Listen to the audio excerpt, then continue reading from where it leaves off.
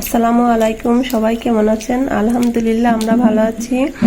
শারীরিক অসুস্থতার কারণে আজ কয়েকদিন ভিডিও ছাড়তে পারিনি। তবে আজকে রাত্রে আমি শাক ভাজি, কলা ভর্তা, আলু ভর্তা এগুলাই করেছি। এই যে আজকে আমরা চাল কুমড়োর শাক ভাজি করেছি। মিষ্টি কুমড়ার শাকের চেয়ে এই চাল কুমড়ার শাক ভাজিটা আমার কাছে খেতে খুবই ভালো লাগে। আমরা আজকে শুকনো ঝাল দিয়ে কলা ভর্তা, আলু ভর্তা করব। এই যে এই ঝালগুলা না এভাবে ভেজে নিলে খুব একটা ভালো সেন্ট কয়।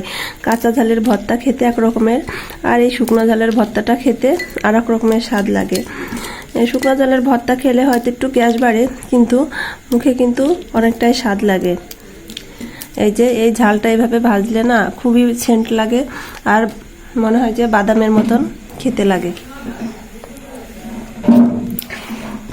আমরা এখন পেঁয়াজ, কাঁচা ঝাল, শুকনো মরিচ এগুলো ভালো করে মাখায় নেব।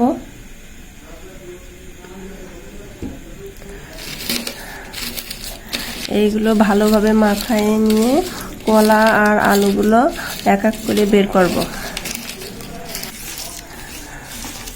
ঝাল, পেঁয়াজ এগুলো ভালোভাবে মাখানো হয়ে গেছে।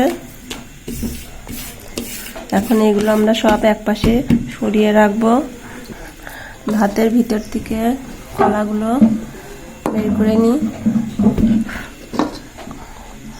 ভাতটা গরম তো, এই জন্য কলাগুলো আগে ছাড়িয়ে নিতে হবে।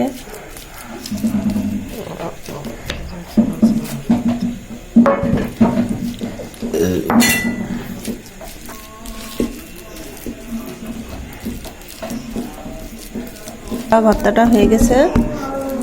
গরম গরম ভর্তা ভাত তাড়াতাড়ি খেয়ে নিতে হয়, ঠান্ডা হয়ে গেলে কিন্তু ভর্তা ভাতটা খেতে ভালো লাগবে না।